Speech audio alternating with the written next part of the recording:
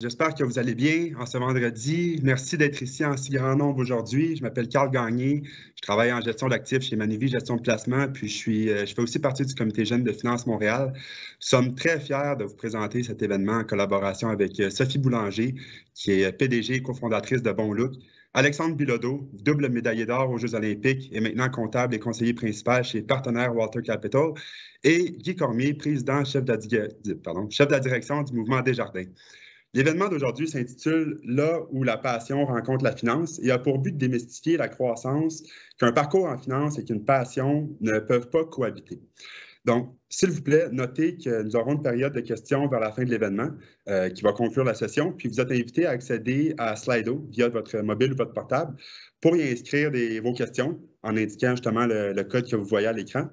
Donc, avant de se diriger dans le cœur du sujet, j'aimerais passer la parole à M. Jacques Deforge, directeur général de Finance Montréal, afin qu'il puisse dire un mot de bienvenue. Écoute, merci beaucoup, Carl. Effectivement, tu l'as déjà dit, je m'appelle Jacques Deforge, je suis directeur général de Finance Montréal. Je salue les quelques centaines de personnes. On m'a informé qu'il y a beaucoup de monde à midi pour écouter cette conférence. Donc, pour ceux qui ne le savent pas, Finance Montréal, c'est ce qu'on appelle une grappe financière. Donc, on travaille pour le développement de l'industrie québécoise des services financiers, sa promotion, son positionnement à l'international aussi comme une place d'affaires réellement de calibre mondial. Donc, c'est ce qu'on fait tous les jours avec tout le monde autour de nous. Puis, à ce sujet-là, on est très chanceux parce qu'on a l'appui d'une cinquantaine de membres essentiellement tout l'écosystème financier québécois, bien sûr Desjardins, mais tous les autres aussi, et d'autres partenaires qui nous supportent tous les jours dans cette mission et dans la mise en œuvre de tous nos projets. Donc, c'est là que ça se passe, chez Finance Montréal, si je peux dire. Et pour nous, clairement, on ne peut pas parler de développement de l'industrie financière sans parler de la relève, et notamment face à des défis, vous le savez tous, comme la pénurie de main-d'œuvre, la transformation digitale qui change beaucoup de métiers, beaucoup de façons de faire les affaires. Donc, on est très, très conscient de la chance qu'on a au Québec d'avoir une relève. C'est vous, ça. Je m'adresse à la relève qui est qualifiée, qui est agile, mobilisée et d'avoir ainsi une très grande force d'attractivité. Donc, chez nous, chez Finance Montréal, on a déterminé très tôt que la relève, les talents, c'est un de nos axes stratégiques d'importance. On est très fiers de mettre la relève au cœur de tout ce qu'on fait, notamment à plusieurs égards. Premièrement, promouvoir la littératie financière auprès des Québécois, très important d'augmenter ça. Mettre de l'avant et contribuer à élaborer des formations, des occasions de perfectionnement en continu.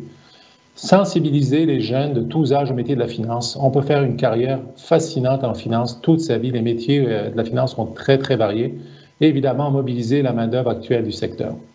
Donc, c'est dans cet esprit que le comité jeune, dont Carl vous a parlé, c'est une initiative qui nous tient beaucoup à cœur, parrainée d'ailleurs par M. Cormier, qu'on remercie encore.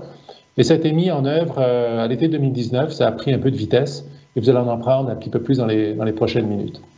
Donc, encore une fois, avant de céder la parole aux gens qui sont plus intéressants que moi, je dirais, je tiens sincèrement à remercier tous les panélistes d'avoir accepté de se joindre à nous. Je félicite tous les membres du comité jeune. Je sais que c'est beaucoup de travail pour organiser un événement comme ça. Et je suis certain que ça va être un moment très passionnant qu'on va passer tous ensemble. Alors, Carl, j'imagine que je te repasse la parole. Merci beaucoup, M. Deforge. Comme vous l'avez dit, Finance Montréal est effectivement la grappe financière du Québec. Puis l'un des enjeux sur lesquels on se concentre notamment, c'est d'accroître l'intérêt de la finance chez les jeunes. Puis à ce titre-là, je voudrais passer la parole à Rachel Dupuis, qui est la présidente du comité jeune de Finance Montréal, afin qu'elle puisse introduire le comité jeune et mettre en contexte l'événement d'aujourd'hui.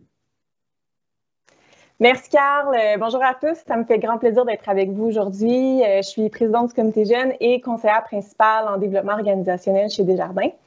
Le comité jeune, c'est quoi? C'est un comité qui regroupe une quinzaine de jeunes professionnels qui travaillent dans le milieu de la finance au sein des entreprises membres de Finance Montréal.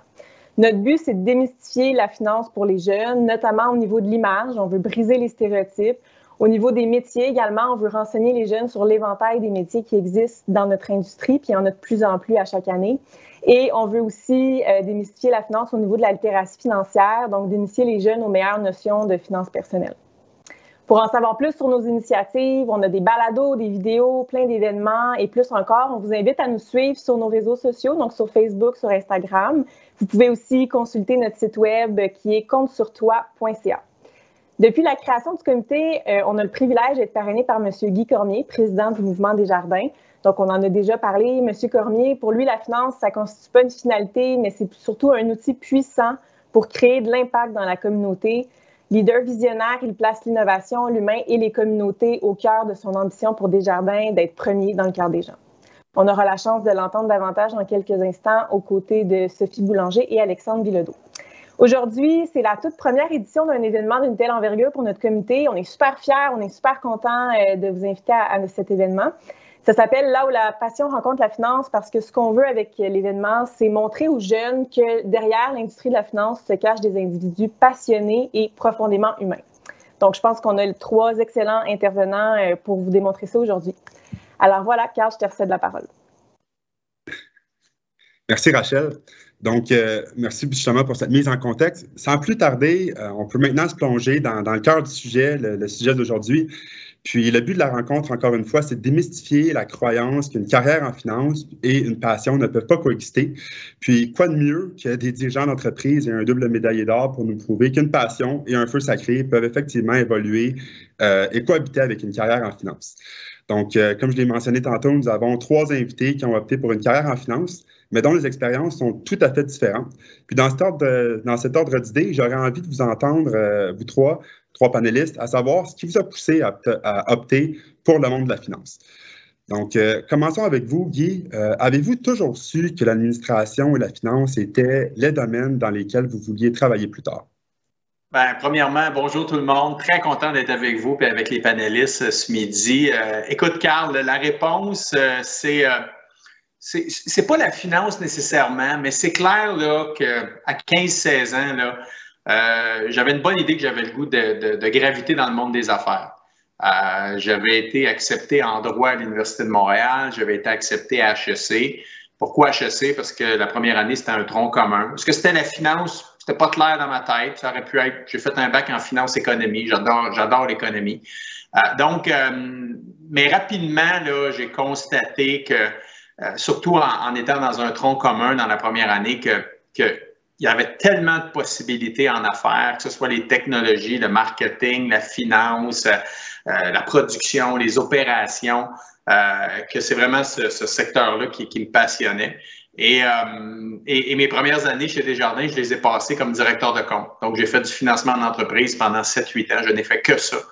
Puis, et c'est vraiment là, je vous dirais, dans ces années-là que j'ai découvert que la finance, c'était vraiment pas juste une question de chiffre, de ratio, puis de valorisation, mais c'était vraiment, mais vraiment là, réaliser des projets. Comment la finance permet à des entreprises, des entrepreneurs de réaliser des projets. Moi, j'ai côtoyé tellement d'entrepreneurs qui avaient des beaux projets, puis de réaliser qu'avec la finance, je pouvais avoir de l'impact auprès de ces entrepreneurs-là, auprès des communautés, auprès des milieux, pour réaliser des projets qui permettent au Québec de prendre sa place à travers le monde. Moi, c'est ce qui m'a stimulé énormément à poursuivre en finance. Puis aujourd'hui, ben, j'ai une job qui me permet de continuer d'avoir de l'impact. Alors, ben, j'en suis bien content. Quand même pas de mauvais job, on peut se le dire. Donc, je comprends, Guy, que la vie a bien fait les choses pour vous. De ton côté, Sophie, tu es plus du côté entrepreneurial, pardon. As-tu toujours su que tu voulais te partir en affaires? Puis, on m'a aussi mentionné que tu avais des oncles qui étaient entrepreneurs, qui étaient dans le domaine. Est-ce que ça t'a influencé? Oui, ben moi aussi, un peu comme Guy, j'ai pas mal toujours su que je voulais aller dans le monde des affaires. C'était pas clair exactement quoi, mais le monde des affaires m'a toujours attirée.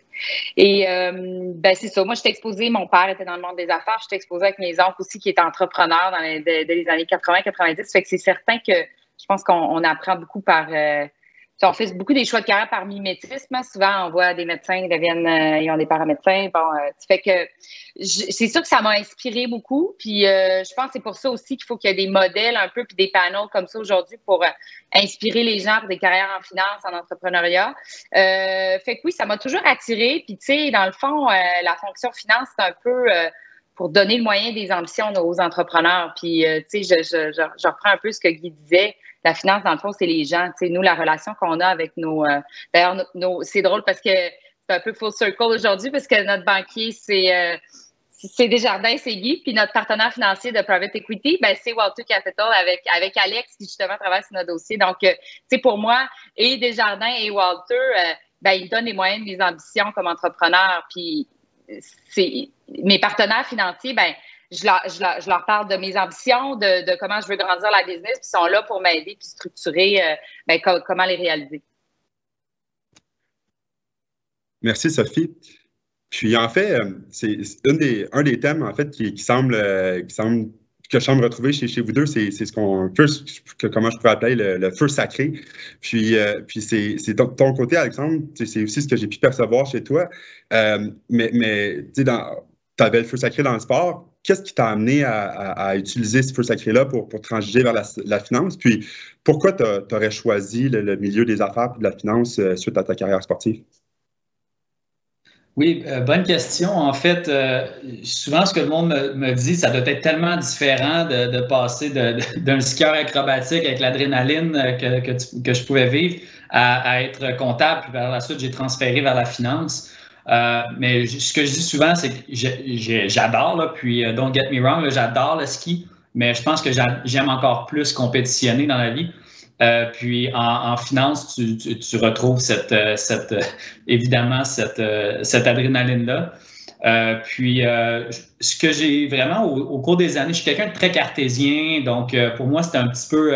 j'hésitais quand j'étais au cégep, soit l'ingénierie, soit la business. Puis par la suite, lorsque j'ai gagné les Jeux olympiques de Vancouver, j'ai eu la chance de côtoyer beaucoup de dirigeants d'entreprise, beaucoup d'entrepreneurs. Puis ça m'a fait ouvrir les yeux justement sur ce qui est l'entrepreneuriat, ce qui est la gestion.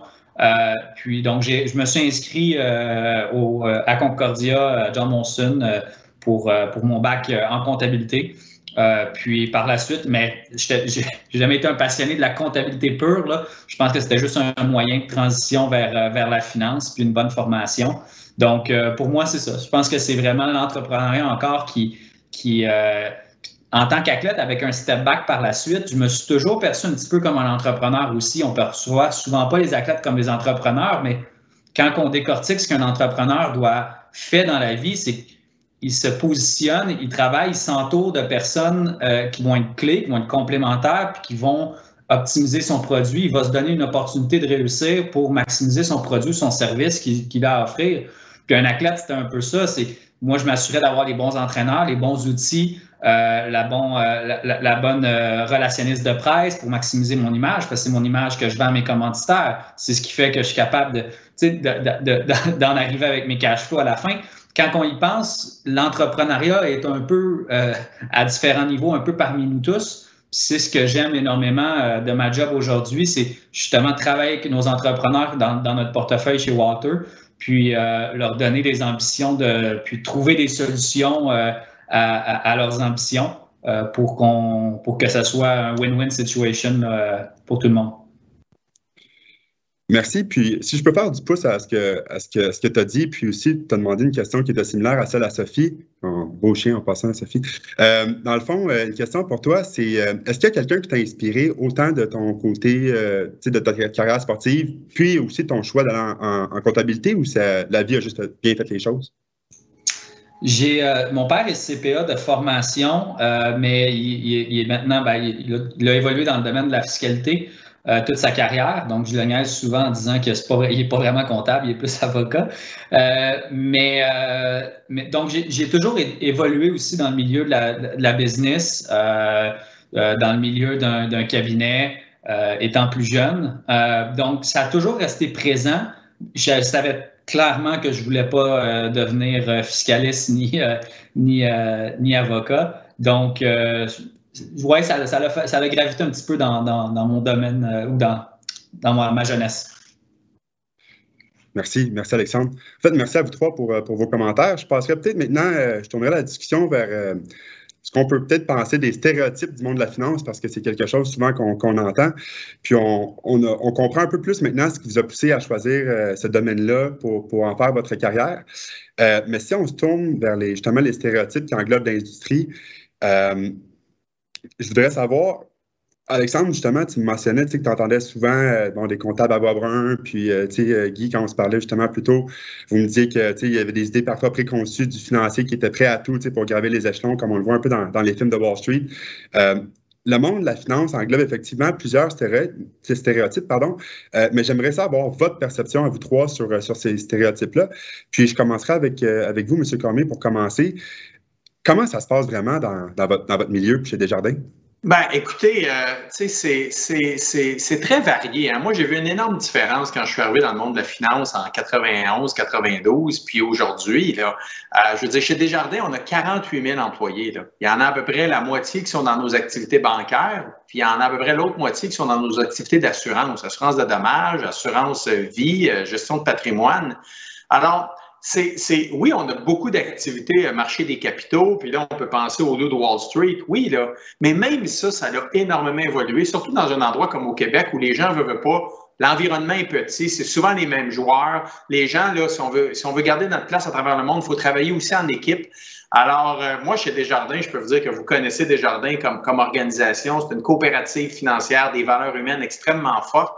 Et puis, on embauche aujourd'hui des ingénieurs, des gens de technologie, des gens d'intelligence artificielle, des actuaires. Il y a tellement de métiers qui gravitent autour du monde de la finance que c'est pas vrai que c'est seulement une question de rendement, de performance. Il y a des gens qui vont faire une carrière dans une organisation chez Desjardins, qui vont changer de métier peut-être 5-6 fois tellement l'entreprise est grande, mais qui vont toujours être dans cet environnement-là. Alors, non, moi, je pense que je suis convaincu, là, je le vois depuis 30 ans, l'industrie a beaucoup évolué, puis la diversité des expertises et des métiers a beaucoup évolué. Et ça, je pense que c'est juste positif parce que ça donne plus d'opportunités à plus de personnes. Absolument, puis je suis entièrement d'accord avec vous. Puis en fait, on parlait de gravir les échelons aussi. Puis comme c'est un événement qui est dédié aux jeunes, j'aimerais ça faire du pouce sur ce que vous avez répondu, puis vous demander à quel moment dans votre carrière vous avez su que vous aviez une chance de gravir les échelons, de façon à devenir le président du mouvement Desjardins. Puis qu'est-ce qui a été la trame sonore justement de cette croissance-là dans l'organisation? Ben, des fois, les gens me disent « Ah, saviez-vous depuis que vous êtes sorti de l'université, vous deviendrez président de Desjardins? » La réponse, c'est non, là. Je veux dire, à 20 ans, 21 ans, là, est-ce que je savais que je deviendrais président de Desjardins? Non. Est-ce que j'étais ambitieux? Est-ce que j'avais le goût de progresser? Est-ce que j'avais des objectifs dans ma carrière? La réponse, c'est oui, tout à fait. Puis même quand j'ai terminé mon MBA en 2000, j'avais des offres d'aller chez des concurrents, d'aller à Toronto, mais je voulais rester chez Desjardins parce que, j'adorais cette organisation-là pour ce qu'elle fait dans la société. Puis deuxièmement, je voyais des perspectives de carrière pour moi. Alors, c'est vraiment lorsque je suis arrivé au niveau du comité de direction de Desjardins, 2012-2013, comme premier vice-président, que là, dans les années suivantes, là, je me suis dit, wow, j'ai des idées, puis c'est clair dans ma tête où j'aimerais emmener cette organisation-là si j'en étais le président. Parce que c'est pas d'être président pour président. Là. Les gens ne choisissent pas un président parce que c'est rendu à son tour ou parce qu'il est bon. Ils choisissent parce qu'il y a une vision, parce qu'il y a des idées, puis il a le goût d'emmener l'organisation plus loin. C'est sûrement la même chose pour Sophie. Sophie est bonne. Pourquoi? Parce qu'elle a une vision de où elle va emmener son entreprise dans les prochaines années. Puis le jour où elle n'aura plus une du tout, elle va peut-être dire, OK, j'ai peut-être... Alors, moi, je vous dirais que peut-être 2013, 2014, 2015, c'est des années où dans ma tête, là, je peaufinais un petit peu, je l'aime cette organisation-là, j'ai le goût de la faire grandir, je l'amènerais où, moi, si j'en étais le président? Puis à un moment donné, au tournant de 2015-2016, j'ai proposé ma candidature, puis ça a fonctionné. Là, mais c'est pas depuis le début. Là. Je pense que d'être ambitieux, c'est une chose. Puis après ça, au fil de tes expériences, tu définis encore plus ce que tu as le goût de faire, puis quel genre de personne tu es. Merci Guy. Puis dans le fond, c'est un bon segue justement pour toi, Sophie. J'ai deux questions. La première, c'est... on parlait des stéréotypes. Est-ce que ta perception du monde des affaires ou du monde de la finance ou même du monde entrepreneurial était celle que tu t'étais fait avant de commencer dans le domaine? Puis, en fait, ma deuxième question aussi, c'est en fait juste pour faire du pouce sur ce que M. Cormier a mentionné. Peux-tu un peu nous partager c'est quoi ta vision de bon look puis pourquoi toi tu penses que ton organisation peut continuer à grandir? Oui, donc ma perception du monde des affaires, puis tu sais, je pense corollaire à ça, la place des femmes, tout ça. Moi, j'ai été très choyée que depuis le début de ma carrière, j'ai travaillé dans des entreprises parce qu'il y avait des bons modèles féminins. J'ai beaucoup travaillé en commerce de détail, en consumer goods, fait que moi, je dirais que ça m'a avantagé. Puis je sais qu'il y a des entreprises où est-ce qu'il y a moins de modèles féminins, mais moi, j'ai toujours eu presque toutes mes boss, c'était des femmes. Puis, fait que moi, la place des femmes dans le monde des affaires, ben, je pense qu'il y a encore des croûtes à manger, mais dans mon livre à moi, on est bien dans le sel. Puis, je pense qu'il y a beaucoup d'hommes aussi qui sont des champions, des femmes dans le monde des affaires. Fait que moi, cette espèce de... Je le sens pas, mais je suis consciente qu'il y a des femmes avant moi, ma mère, ma grand-mère, d'autres générations qui se sont battues puis qu'on récolte les fruits des dernières années. Après ça, pour ce qui est de la vision de l'entreprise, nous, on voit grand. On pense qu'il y a le potentiel de bâtir une super entreprise ici à Montréal. Il y a, comme dit Guy, il y a tout un écosystème en place, puis on le voit avec des fonds comme Walter qui sont là pour supporter les entrepreneurs puis nous donner les moyens de nos ambitions. Donc, nous, on bâtit une grande entreprise ici. On est déjà dans 5 provinces à travers le Canada. Donc, pourquoi pas s'étendre partout en Amérique du Nord. Nous, c'est ce qu'on vise. Merci. Puis en fait, c'est ça, une autre question par rapport à ça. Souvent, les jeunes, on se demande comment on fait pour se partir en entrepreneuriat ou quel conseil vous nous donneriez pour y aller. En fait, une femme, je peux peut-être te demander la question, quel conseil tu donnerais aux jeunes, puis peut-être quel conseil tu donnerais spécifiquement aux jeunes femmes qui voudraient se lancer, mais qui manquent peut-être la petite twitch. Mais je pense que, il faut voir ça une chose à la fois. Là, puis j'utilise souvent une analogie que j'avais déjà entendue que je trouve vraiment bonne. C'est, tu prends une grosse éponge, là, puis tu as un pichet d'eau là, de 2-3 litres. Okay? Puis tu prends le pichet d'eau puis tu le verses d'une shot sur l'éponge. Il va y avoir de l'eau partout. Si tu verses le pichet d'eau tranquillement, pas vide, sur ton éponge, l'éponge va avoir le temps d'absorber l'eau, puis finalement, le pichet d'eau complet va se retrouver dans l'éponge. Puis, se partir en affaires, c'est un peu ça. Tu te dis pas, je me pars en affaires, ça va être l'enfer, je vais être pris là-dedans pendant des années, je vide toutes mes réels, je me paye pas, je vais rusher comme un malade. Tu sais, tu commences, t'es comme, là, je vais écrire un plan d'affaires. Là, tu écris un plan d'affaires, puis là, tu appliques à, je sais pas, Fondation Montréal Inc., tu appliques à des incubateurs. Puis, tu sais, au début, je pense que c'est de prendre ça bouchée par bouchée, l'entrepreneuriat, puis de ne pas voir ça comme « Oh mon Dieu, comment je vais faire ça? » C'est de commencer par un plan d'affaires, de regarder. Maintenant, il y a tout un réseau à Montréal, puis je ne sais pas s'il y a des gens d'ailleurs au Québec, mais il y a des incubateurs dans toutes les villes du Québec, avec les universités. Moi, quand j'ai parti Bonlook il y a 11 ans, là, il n'y avait rien de ça, puis c'était vraiment moi dans mon sous-sol. Là. Mais il y a vraiment tout un écosystème de démarrage d'entreprise. Fait que ceux qui sont intéressés à démarrer, je vous encourage vraiment à profiter de cet écosystème-là qui est fabuleux au Québec. Et il y a beaucoup, après ça, attaché avec cet écosystème-là, des fonds de capital de risque qui investissent dans des entreprises early stage, en démarrage. Fait que moi, ça serait le premier conseil que je donnerais à quelqu'un qui veut se partir en affaires. Puis, homme, femme, honnêtement, j'ai pas vraiment de distinction à faire. Je pense que la place des femmes, on le voit dans les universités, il y a plus de femmes qui graduent même maintenant que les hommes. Donc, la place, elle est là, puis c'est à vous de la prendre, mesdames. Là, je pense que moi, en tout cas, je vois pas de distinction pour ce qui est de l'entrepreneuriat au Québec à ce niveau-là en ce moment, pour ce qui est du démarrage. Merci, Sophie. Puis, en fait, là, Alexandre, excuse-moi, je ne veux pas te délaisser non plus, fait que je vais te tourner la parole. Tu nous as brièvement abordé tantôt c'était quoi un peu la compétition, tu sais, que tu aimais la compétition, que c'est ce que ça t'amenait, dans le monde des affaires. Est-ce que c'est cette compétition-là qui t'a poussé à devenir comptable puis dans le monde que tu es aujourd'hui? Ou bien, finalement, ça s'est avéré être complètement autre chose? Puis, est-ce que tu pensais que c'était, alors que tu compétitionnais encore dans le ski acrobatique, c'est ce que c'est maintenant ou c'est complètement différent que ce à quoi tu t'imaginais? Non, je crois comme n'importe quoi, la finance évolue. Je veux dire, de plus en plus, il y a plein de trucs qui changent dans les décisions, que ce soit des banquiers ou des entrepreneurs, des entreprises, quand on parle de ESG et tout. Ça continue à évoluer tout le temps. Moi, c'était vraiment comment quand on a un projet, puis on met les ficelles à ça, puis on attache tout ça, puis il y a une solution, il faut juste la trouver, il faut juste l'élaborer, puis il faut la mettre en place. Puis, je veux dire, la comptabilité, pour moi, je l'ai vu comme une formation. Ça a été une formation d'apprendre ce qu'il y a derrière la finance. Puis la finance, c'est ce qu'il y a, c'est ce qui en sort de la comptabilité. Puis après ça, on joue avec ça pour en arriver à ficeler des projets, puis à concrétiser quelque chose.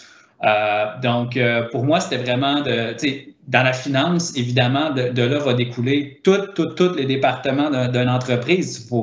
Tu vas rentrer le RH, tu vas rentrer, donc il y a de l'humanité, il y a de l'humain, il y a de la gestion de tout ça. Il n'y a rien de simple. Puis il y a toujours une certaine complexité, une certaine touche à apporter. Puis c'est ce que j'apprécie, c'est vraiment d'en découvrir. Puis en fait, dans la position que j'ai chez Walters, ce que j'apprécie particulièrement, c'est de passer d'une industrie aussi à l'autre. Donc, Sophie, c'est une de nos entreprises qu'on a en portefeuille, qu'on supporte, mais on en a plusieurs autres dans différents domaines. Puis, la réalité financière dans chacune des industries est tout à fait différente également. Puis, c'est ce qui est intéressant d'en apprendre plus, de pouvoir apporter une solution à ces différentes réalités-là. Merci, Alexandre. Puis, en fait, c'est ça, tu me parles de private equity, puis c'est un domaine qui est en vogue pas mal ces temps-ci, surtout chez les jeunes.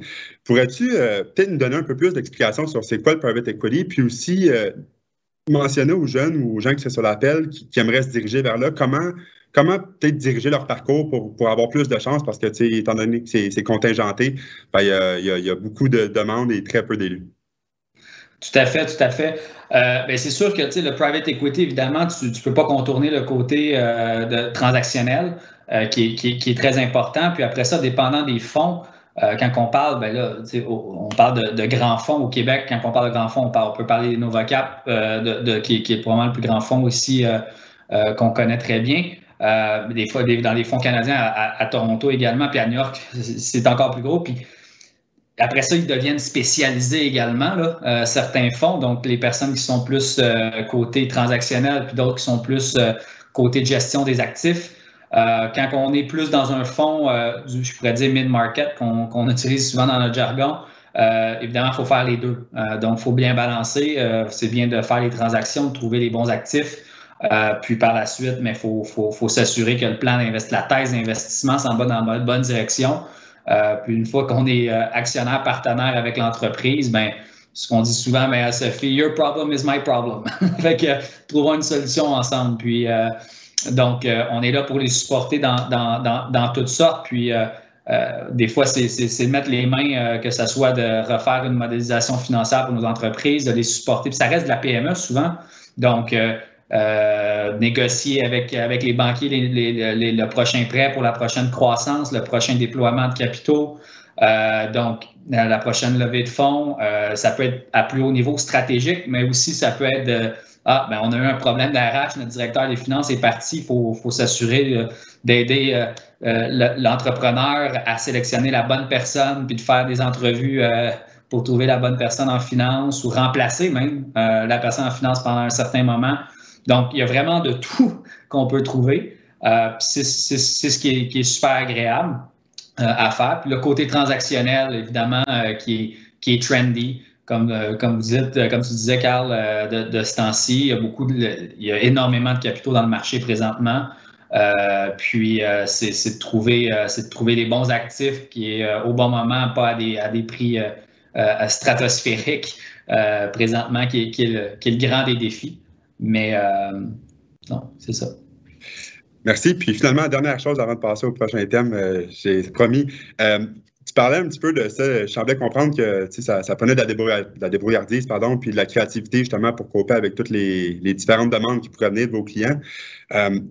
Qu'est-ce que tu dirais qui ont été pour toi les plus grandes leçons du sport qui te permettent aujourd'hui d'évoluer et de grandir dans ton domaine? Parce qu'on le sait, en fait, je ne le saurais jamais autant que toi, mais qu'est-ce qui te permet justement d'être meilleur dans ce que tu es grâce au sport? Il n'y a pas de skills au sens pur de la chose, évidemment, qui se transfèrent, mais il y a des skills, des habiletés personnelles, évidemment, qui me servent grandement, que ce soit, évidemment, la gestion du stress, être bien coordonné dans ce que je fais, mon éthique de travail, C'est toutes des choses qui me servent énormément. Donc, de bien comprendre, je pense, les entrepreneurs aussi dans le sens de m'asseoir avec eux puis de les écouter, puis d'essayer de voir où ce qu'ils veulent aller, puis essayer de... Comme je disais, des fois, ça peut être des problématiques très, très bizarres là, de trouver un nouveau fournisseur de carte de crédit quand le COVID hit. OK, je connais rien, mais on va trouver. Donc, il y a plein de choses comme ça. Mais comme je dis, je pense qu'il y a des habiletés qui se transfèrent qui me servent énormément par rapport à l'éthique de travail, par rapport à l'ambition aussi. M. Cormier en faisait référence en début de carrière. C'était quelqu'un de très ambitieux pour sa carrière personnelle à l'intérieur de Desjardins. Je pense que la finance, le milieu des affaires, c'est pas comme certaines des professions comme la médecine, la dentisterie ou des choses comme ça, que quand tu gradues, tu deviens patron. Je pourrais dire, la finance, tu dois faire ton chemin. Tu pars en bas de l'échelle, puis tu dois vraiment monter. Puis souvent, c'est ceux les plus ambitieux, puis qui regardent, puis excusez l'expression anglophone, là, mais they make every day count. Puis à chaque jour, ils font un coup de rame dans la bonne direction pour atteindre leurs objectifs. Ça, c'est super important en finance. Merci, Alexandre. Merci à vous trois, en fait. Maintenant, si on change un petit peu justement, on va donner un coup de rame dans une autre direction. On va passer à un sujet qui nous tient à cœur chez les jeunes, puis en fait, principalement à moi, je ne parlerai pas au sens large des jeunes, mais principalement pour moi, qui est l'investissement responsable puis la diversité dans les entreprises. Je peux pas manquer ce sujet-là qui pourrait pas être plus d'actualité, notamment que le virage G au sein des compagnies prend de plus en plus de place. Donc, malgré que vous évoluez tous dans différents domaines de la finance, j'aimerais en profiter aujourd'hui justement pour avoir vos différentes perceptions par rapport à ce thème-là. Donc, si on commence avec vous, Guy, vous évoluez chez Desjardins, comme vous le mentionnez, depuis 1991-92. Je pense, je ne me trompe pas. Comment diriez-vous que cette évolution-là a modifié les pratiques d'affaires et la philosophie chez Desjardins? Écoutez, bien avant qu'on parle de ESG, là, Desjardins, de par sa nature coopérative, faisait déjà du ESG. Je veux dire, quand vous maintenez des points de service à travers l'ensemble des régions du Québec, c'est parce que vous avez des dimensions sociales qui sont importantes, là. Quand vous retournez des ristournes, nos excédents à nous, on ne les envoie pas à des actionnaires, là. On les retourne dans la poche de nos membres. C'est de l'argent qu'on réinvestit au Québec. Quand vous créez des emplois ici dans le milieu, puis que vous ne les envoyez pas en Inde ou à travers le monde, mais que vous gardez des emplois ici, c'était déjà du ESG. Puis le premier fonds environnement de Desjardins, on l'a lancé en 1990. Ça fait 30 ans déjà. Fait que Desjardins était déjà très innovateur. Mais oui, puis notamment depuis que je suis arrivé président, j'essaie de peser sur l'accélérateur à ce niveau-là. Mais oui, j'ai vu une grande évolution, encore plus dans les 4-5 dernières années. Parce que je pense que beaucoup de personnes réalisent que les 30-40 années de capitalisme qu'on a vécu depuis 1980, c'était bien, là. Ça a fait évoluer la société. Ça a permis de créer des classes moyennes à travers le monde. Mais en même temps, ça a généré des dommages collatéraux, plus d'inégalités, des impacts majeurs au niveau du climat, des gens qui sont un peu laissés pour compte puis qui se disent c'est comme une économie à 2 vitesses. Alors, je sens vraiment que le monde financier, de plus en plus, s'approprie l'importance de l'impact que l'on peut avoir dans la société. Moi, là, quand j'ai des membres, là, puis j'en ai beaucoup, notamment des jeunes qui viennent me voir, qui disent « Monsieur Cormier, j'ai choisi Desjardins parce que vous avez des fonds qui investissent hors du charbon. Vous avez des fonds qui n'investissent pas dans le pétrole. Vous avez des fonds qui investissent dans des entreprises où c'est des femmes qui sont dans les équipes de direction à plus de 30 %. C'est ça qui m'interpelle. Ils ne me parlent pas de rendement du fonds, là. Ils me parlent de l'impact. J'ai choisi Desjardins parce que vous maintenez une présence en région. J'ai choisi Desjardins parce que vous êtes généreux dans la société. Il n'y a rien de finance, là. Mais c'est l'impact que l'organisation a, puis c'est la perception et les attentes que les gens ont face à une organisation financière. Et moi, j'ai vu une énorme différence, puis c'est tant mieux comme ça, parce que ça nous amène à être des meilleures entreprises. Puis avec les moyens financiers qu'on a, on peut avoir encore plus d'impact dans le milieu. Merci. En fait, c'est ça, je vais vous relancer par rapport à ça. Vous me parliez de peser sur l'accélérateur depuis que vous êtes là, depuis 2016. Vous me parliez justement de l'évolution depuis 1990 avec le premier fonds. On est en 2020. Avec votre vision, vers où on s'en va dans l'évolution ESG, puis en fait, notamment chez Desjardins, comment vous voyez l'évolution dans les prochaines années? Bien, écoutez, moi, je suis... deux, trois choses. Je pense que dans les 5 dernières années, quand on parlait de l'ESG, on parlait de l'ESG en ayant beaucoup le E en tête, l'environnement, les changements climatiques. Là, je suis convaincu que COVID et post-COVID, ben, le S va prendre de plus en plus d'importance. On le voit avec Black Lives Matter, on le voit avec la place des femmes, les communautés autochtones, les jeunes. Comment on s'assure qu'on a une sortie de crise où il y a de la place pour tout le monde, puis dans cette prochaine décennie-là, ben, tout le monde peut profiter de la croissance. Donc, moi, je suis convaincu que dans les prochaines années, le S de ESG va prendre encore plus d'importance qu'il en avait peut-être avant. Puis le E, ben, il va continuer d'être la locomotive qu'il est depuis les dernières années, mais en étant de plus en plus raffiné.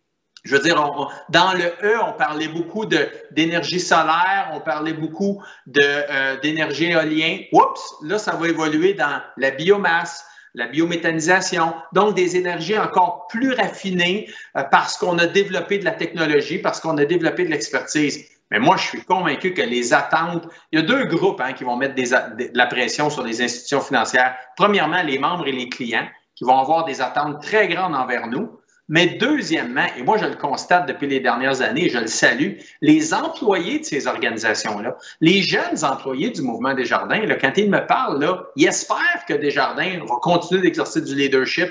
Ils souhaitent que quand, là, il y a quelques années, les gens ont dit, nous, on bannit les bouteilles de plastique. On ne veut plus de bouteilles de plastique chez Desjardins. C'est un mouvement qui est venu de la base puis qui a dit, on est prêt à s'engager pour ça. Alors, moi, je crois que de plus en plus, ça va prendre de la place, puis c'est tant mieux. Exact. Ben, en fait, c'est le fun que vous dites ça parce que, tu sais, en tout cas, je vais parler pour moi encore une fois, on aime sentir qu'on a un impact, de savoir que les organisations vont savoir que si on porte notre poids, puis on amène justement au niveau des dirigeants nos idées, puis ce qu'on pense qu'on peut améliorer, ben, c'est super, super agréable de vous entendre là-dessus. Si je tourne maintenant vers toi, Sophie, est-ce que tu partages aussi cette impression-là à l'effet que la pression est de plus en plus forte sur les investisseurs pour qu'ils fassent des choix responsables? Puis, en fait, ma deuxième question, encore une fois, par rapport à ça, c'est comment ça se traduit, cette transition-là chez Bonlook? Oui, bien, pour ce qui est des investisseurs, moi, ça m'est arrivé là, fréquemment de rencontrer des fonds, puis même que nous, comme entreprise, on se fasse poser la question, tu sais, quelles sont vos initiatives ESG, puis votre positionnement par rapport à ça. Fait que je pense que c'est super, là. La Caisse de dépôt aussi, je sais, a pris des commitments là, en ce sens-là là, par rapport aux entreprises dans lesquelles ils investissent. Il y a des gros fonds aussi aux États-Unis. Fait que je pense que le bal est réellement parti. Puis je pense que les fonds d'investissement font vraiment partie de la solution parce qu'ils sont capables de mettre de la pression money talks, là, grâce à l'argent qu'ils investissent dans les entreprises, puis forcer le changement, tu sais, par les capitaux. Fait que je pense vraiment que c'est comme, ça va accélérer le changement. Tu sais, puis après ça, nous, à l'interne, chez Bonlook, tu sais, je voudrais beaucoup parler du S, là. On fait toutes sortes d'initiatives pour le E, l'environnement, mais nous, on recycle nos produits, on utilise des bioacétates. En tout cas, il y a un par rapport à la livraison aussi. Bon, il y a un paquet de trucs qu'on fait, la construction, réutilisation de matériaux. Mais nous, en ce moment, le gros chantier, c'est vraiment diversité, inclusion. C'est un chantier que je porte personnellement moi-même à l'interne. Je pense même, Alex, je ne veux pas parler pour Walter, mais qu'on a inspiré d'autres compagnies chez Walter de par les initiatives qu'on a commencé chez Bonlook, d'autres compagnies de votre portfolio. Et nous, c'est vraiment partie de la base de nos employés. Donc, on a 400 employés, nous, à travers le Canada. On a un groupe hyper diversifié à tous les niveaux. Donc, depuis 1 an, on a fait un gros travail pour quantifier puis qualifier nos employés, qui ils étaient, puis introduire toutes sortes d'initiatives à l'interne pour favoriser la diversité, l'inclusion, l'antiracisme. Fait que pour nous, c'est vraiment, c'est que ça représente la base de nos employés, puis à Montréal, mais encore plus à Toronto, à Vancouver, parce qu'on a énormément d'employés pour nous. C'est ce qui représente nos clients aussi, puis c'est la façon d'être une entreprise en 2021. C'est d'accueillir les diversités d'opinions, diversité de genre, diversité d'âge, diversité. Tu sais, des fois, nous, on a plein de gens qui sont plus vieux qui nous ont dit dans d'autres entreprises, je me fais un peu jeter comme une vieille serviette. Diversité de même, on sonde même. Est-ce que vous êtes le premier gradué universitaire de votre famille? Il y a toute une panoplie de questions puis de data points, nous, qu'on sonde pour vraiment voir la richesse et la diversité au sein de nos employés puis faire ressortir ça dans l'entreprise parce que je pense que la diversité à tous les niveaux amène des meilleures décisions comme entreprise puis être plus connecté dans l'air du temps aussi puis avec nos clients. Fait que pour nous, c'est vraiment c'est le sujet de l'heure. Ça se reflète même jusque dans notre marketing. On a un comité de diversité qui est composé d'employés de tous les niveaux de l'entreprise, toutes les provinces, qui nous amènent des suggestions, vraiment faire parler la base, puis faire remonter l'information. Des fois, en tant que gestionnaire, on est moins connecté sur ce qui se passe à la base. Fait que pour nous, c'est vraiment important que ces gens-là aient une voix, puissent s'exprimer dans l'entreprise, puis amener toutes sortes de changements. Fait que ça se reflète même jusque dans notre marketing puis notre image. Merci, Sophie. Finalement, je vais t'en relancer la balle à toi, Alexandre. Tu amorces ton parcours dans le milieu de la finance.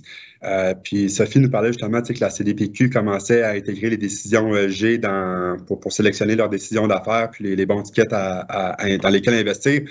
Est-ce que tu as l'impression ou est-ce que tu ressens que ça aussi, c'est un thème qui évolue dans ta compagnie?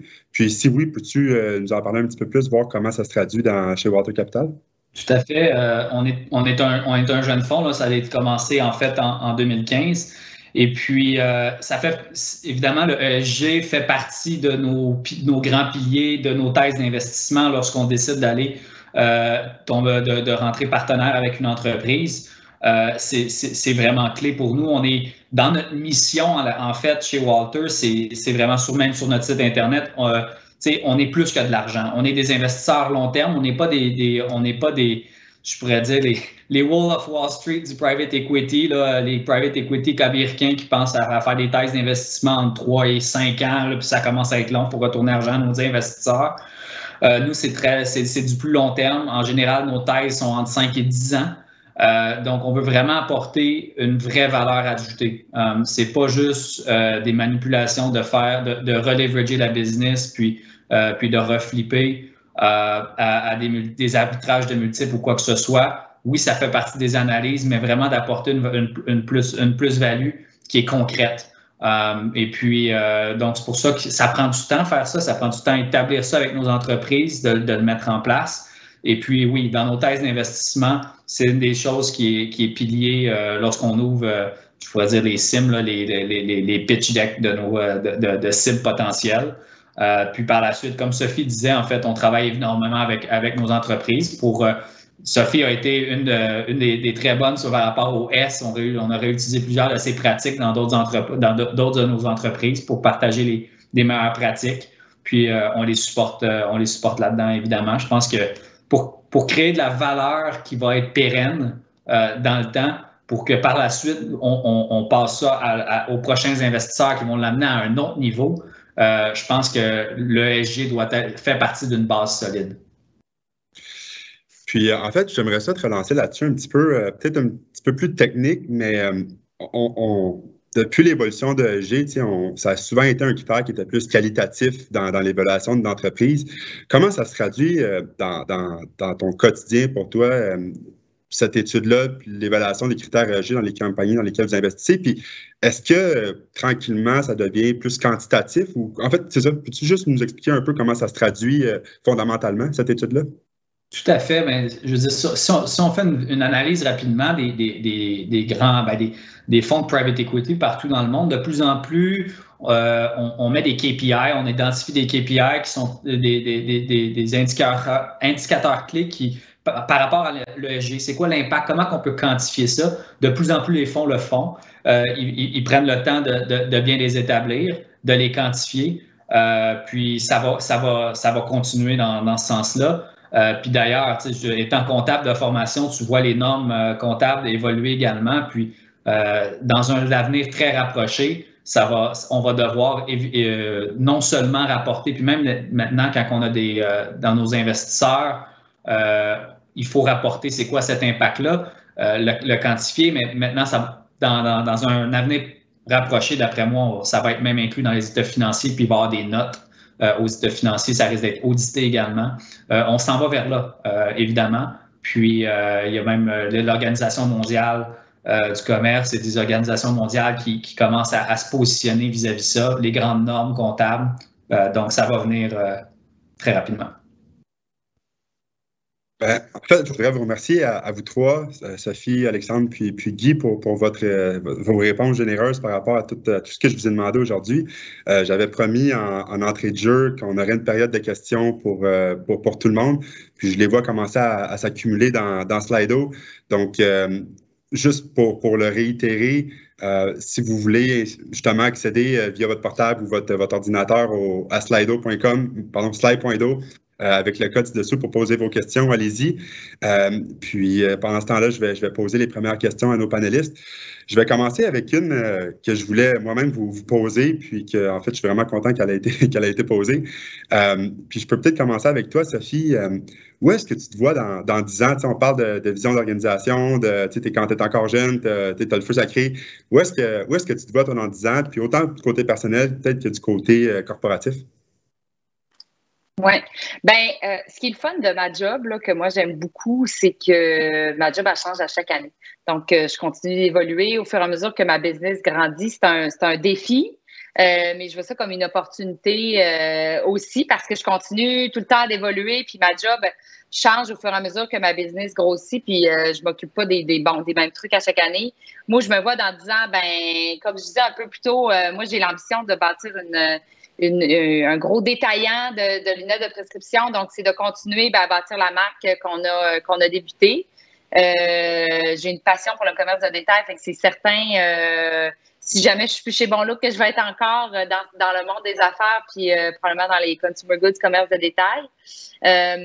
Puis, c'est ça. Je pense qu'il faut rester ouvert aussi aux opportunités que la vie, que nos carrières nous amènent. Moi non plus, quand j'ai gradué, j'ai gradué de McGill en 2003. On m'aurait demandé je serais où en 2020, j'aurais jamais pu décrire exactement où je suis là. Fait que je pense que c'est de rester ouvert. Puis, un point qu'on n'a pas couvert, puis que moi, le message que je veux lancer là, à beaucoup de gens qui nous écoutent, c'est le pouvoir du réseautage. Puis moi, je trouve que j'en récolte les fruits, là. J'ai 40 ans, là.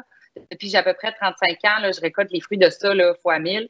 Puis comment le réseautage qu'on fait au début de notre carrière, les gens avec qui vous travaillez en ce moment ou avec qui vous êtes à l'école, là, quand vous allez avoir 40, 50 ans, ils vont être dans d'autres banques, dans d'autres entreprises, vous allez avoir à travailler avec eux. Moi, je travaille avec des anciens collègues de McGill là, que j'ai pas vus depuis 15 ans, puis que je recroise dans le cadre de mon travail. Puis tous ces liens-là qu'on tisse, on en récolte les fruits. Puis je suis certaine que Guy et Alex, vous pouvez témoigner de la même chose. C'est essentiel, puis ça propulse la carrière à un autre niveau. Puis ça décuple les opportunités aussi de carrière puis d'avancement. Merci beaucoup, Sophie. Alexandre, tu étais toujours le troisième dans les autres questions, fait que je vais te lever dans la discussion. Toi, tu te vois où dans 10 ans? Je sais que justement, tu me disais que tu amorçais ta carrière en finance suite à ton parcours sportif. Fait que où est-ce que tu te vois dans 10 ans? Puis, ouais, exact.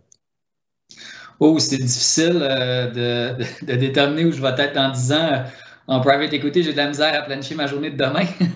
mais en fait, j'adore ce que je fais.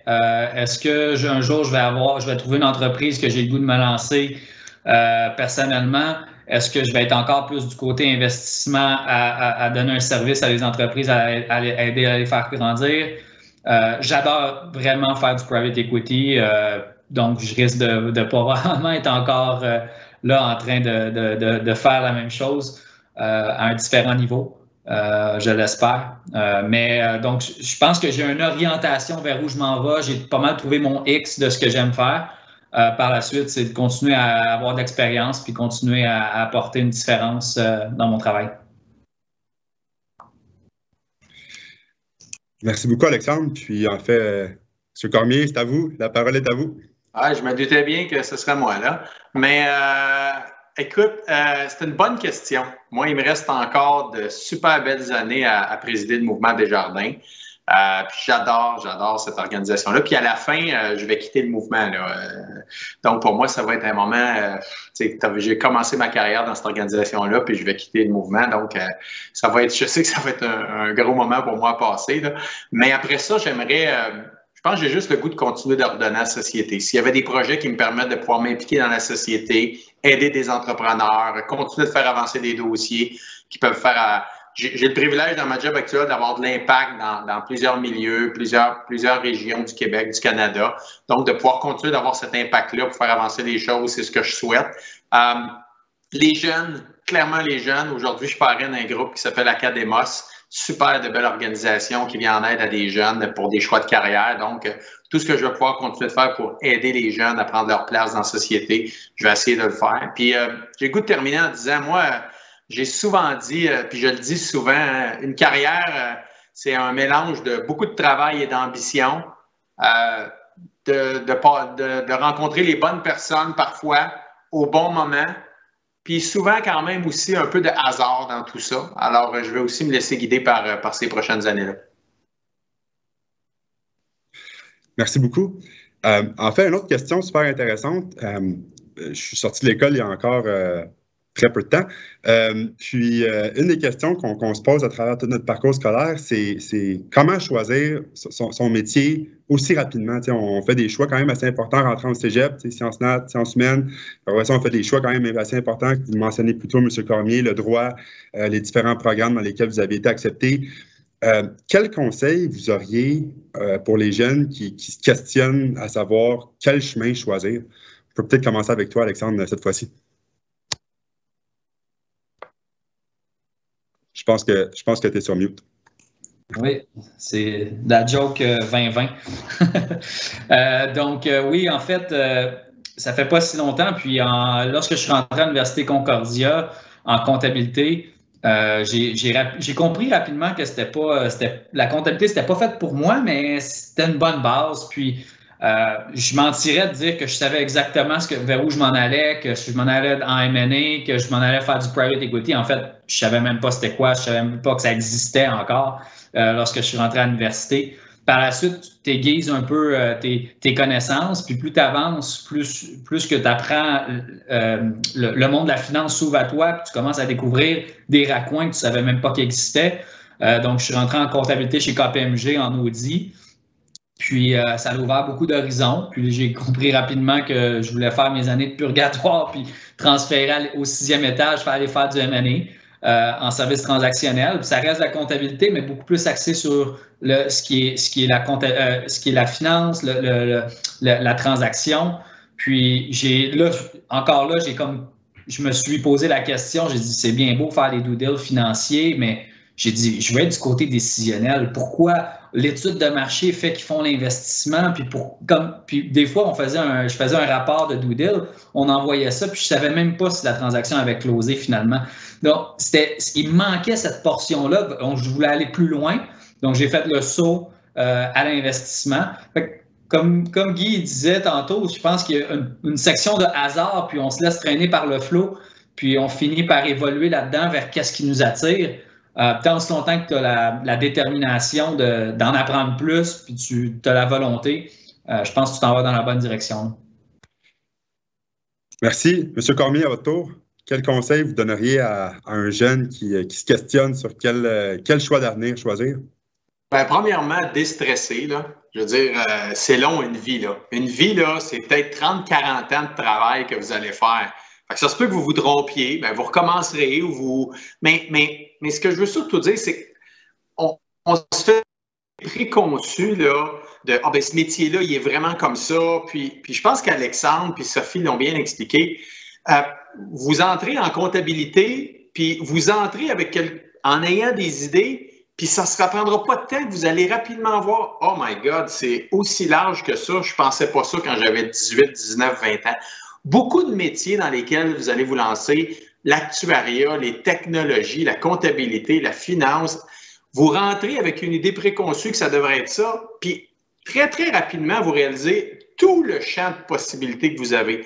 Et je pense que c'est comme ça qu'il faut aborder. Vous n'êtes pas en train d'entrer dans un tunnel que vous ne serez jamais capable de sortir du tunnel ou que les barrières sont tellement restreintes qu'il n'y a pas d'opportunité. Moi, je suis convaincu que le métier que vous allez chercher, l'expérience que vous allez chercher à travers des entreprises va vous permettre de vous promener partout. Et ça, je pense que c'est extrêmement, extrêmement important. Je regarde les gens qui sont dans... On parlait de changement climatique tantôt. Il y a quelques années, des gens là, qui sont dans la biodiversité, dans l'écologie, tout ça, auraient-ils pensé travailler dans une institution financière? Probablement pas. Aujourd'hui, on s'arrache ces talents-là, puis les universités devraient enseigner dans les cours de finance encore plus le développement durable, puis encore plus les ESG. Alors qu'il y a 10-20 ans, c'était pas la réalité. Alors, ça peut vous emmener partout. Alors, on reste calme, on respire, on débute, on prend de l'expérience, puis les portes vont s'ouvrir, c'est clair. Sophie, toi, tu as fait le grand saut en entrepreneuriat. Aurais-tu quelconque conseil? Moi, pour faire du pouce là, sur ce que Alex et Guy vous venez de dire, là, moi, premièrement, la vingtaine, là, puis je me suis fait conseiller ça par mon père. Là, moi aussi, j'étais bien stressée. Là, puis c'est une période pour essayer plusieurs choses. Essayer plusieurs jobs pour voir qu'est-ce qu'on aime, qu'est-ce qu'on n'aime pas. Dire oui, dire tout le temps oui. C'est le temps, là, dans ta vingtaine, tu n'as pas encore de dependence, tu n'as pas d'enfant, tu n'as pas un chalet à payer, une maison, tout ça. Fait que c'est le temps là, d'être ouvert, puis de toujours dire oui. C'est le temps de travailler 70 heures semaine, c'est le temps d'apprendre des nouvelles langues. Vous ne parlez pas bien anglais, vous faites proposer d'aller à Vancouver, dites oui. Tu sais, c'est le temps d'absorber des connaissances, d'essayer des choses parce que c'est ce qui va nous guider pour dire ça, j'ai vraiment aimé ça. Ça, je l'ai essayé, j'ai vraiment pas aimé ça.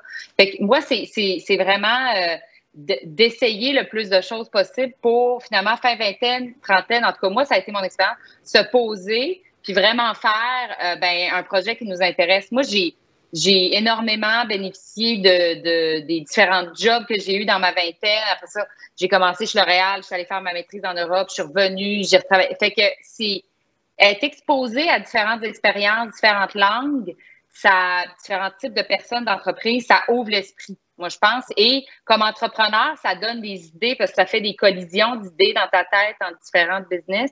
C'est là que les idées émergent. Merci, Sophie. Je vois qu'il reste environ 5 minutes à peu près. Là. Je ne sais pas si j'ai la bonne heure, mais je vois qu'il reste environ 5 minutes. Donc, j'aimerais peut-être ça juste avoir une réponse rapide sur une question qui est d'actualité par rapport à la pandémie. Qu'est-ce qui a été le plus difficile à surmonter en tant que au niveau professionnel avec la pandémie? Si vous pouvez peut-être répondre chacun en 1 minute, ce serait super apprécié. Je ne sais pas qui veut commencer. Guy, voulez-vous lancer la parade? Écoutez, moi, c'était 2 choses. Hein. C'est comment, chez Desjardins, on accompagne nos membres, on accompagne nos entrepreneurs à passer à travers la pandémie. La quantité de situations de gens qui ont perdu leur emploi, d'entrepreneurs qui, même encore aujourd'hui, que leur entreprise est fermée, à chaque jour, je me dis comment on peut les aider, comment on peut les donner un break, comment on peut chercher des solutions avec eux autres. Ça, moi, c'est ce que j'ai trouvé un grand défi parce qu'à la fin, c'est plus de la finance, c'est des histoires humaines. C'est des vraies personnes qui ont mis 5-10 ans de leur vie, 15 ans de leur vie à monter une entreprise, puis du jour au lendemain, ils se ramassent avec ils ne contrôlent plus rien. Alors, je pense que c'est notre rôle à ce moment-là de chercher des solutions avec eux autres. Puis ça, j'ai trouvé ça tough des bouts, là, pas de trouver solution, mais la dimension humaine. Les personnes si dynamiques. Tu n'es pas un mauvais entrepreneur parce que la pandémie vient d'arriver. Tu es aussi bon qu'avant, là. Comment on aide ces personnes-là? Fait que ça, pour moi, ça a été le bout là, où vraiment on s'est creusé les manèges pour aider nos gens. Sophie, puis ensuite Alexandre. Moi, j'abonde dans le même sens. Là. Nous, rapidement, là, le 16 mars, on a fermé nos 35 magasins à travers le pays. Puis moi, en à peu près 1 semaine, 10 jours, là, j'ai dû mettre à pied à peu près 330 personnes. Là. Fait que, évidemment, des mises à pied temporaires, là, mais mon frère et moi, ça a été, ça fait 10-11 ans là, que je suis en business. Là. Définitivement, les semaines les plus difficiles. Moi, je suis entrepreneur pour les gens, pour la création de valeur. Puis ma plus grande fierté, puis souvent je le dis, mon nombre d'employés, parce que moi, je suis super fière de ça, de créer de l'emploi, puis de contribuer à ma communauté de cette façon-là, puis de bâtir quelque chose. Fait que pour moi, ça a été vraiment le pire. Heureusement, on a pu ramener tout le monde. Ben, c'est un bon exemple du partenariat qu'on a eu avec nos banquiers. Ils nous ont donné un break, puis ils ont été compréhensifs, puis nos investisseurs aussi. C'est ce qui a vraiment permis de se remettre sur pied. Finalement, Alexandre, si tu veux conclure sur la question. De notre côté, c'est sûr que ça a été un défi, là, le 15 mars, quand tout a arrêté, c'était une situation d'urgence dans toutes nos entreprises. Les banques appellent, les supporter, refaire les modélisations financières, négocier les nouveaux covenants. Donc, évidemment, ça a été une situation d'urgence.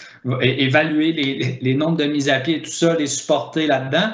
Mais comme Guy disait, il y a une dimension humaine qui est super importante. Puis, je pense que ce qui a vraiment transposé, il a fait une grande différence dans les entrepreneurs ou les dirigeants d'entreprise, c'est le leadership.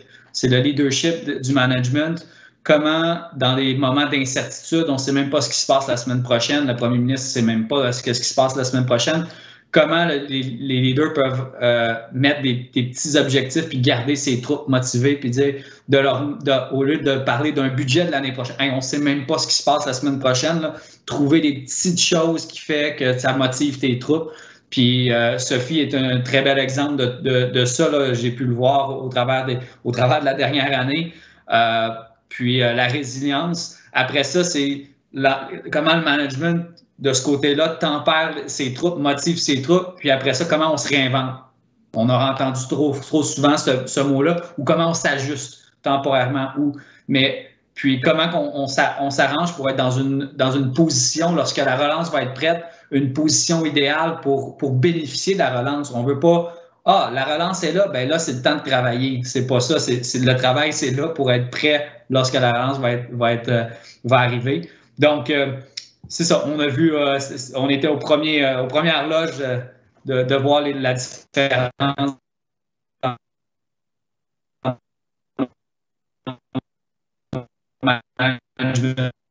puis des supporter là-dedans. Donc, je sais qu'on est à l'heure. Je voudrais vraiment vous remercier du fond du cœur, vous trois, Guy, Alexandre, puis Sophie, pour votre temps puis vos réponses généreuses aujourd'hui. Je pense que vous avez vraiment répondu au sujet de la journée qui était de démystifier la croyance qu'on ne peut pas faire un parcours en finance puis jongler avec sa passion. Vous êtes les meilleurs exemples qu'on ne pouvait pas avoir avec nous aujourd'hui. Donc, encore une fois, merci. Puis pour tous les gens qui ont assisté à l'événement, je voudrais vous remercier d'avoir pris le temps aussi de vous joindre à nous. Ça fait 1 an qu'on se fait bombarder puis inonder d'événements virtuels, puis d'avoir choisi celui-là parmi un autre, ça nous fait vraiment plaisir. Donc, merci à vous trois, à tout le monde. Un excellent vendredi, puis une belle fin de semaine à tout le monde. Merci beaucoup. Merci. Au revoir. Bye.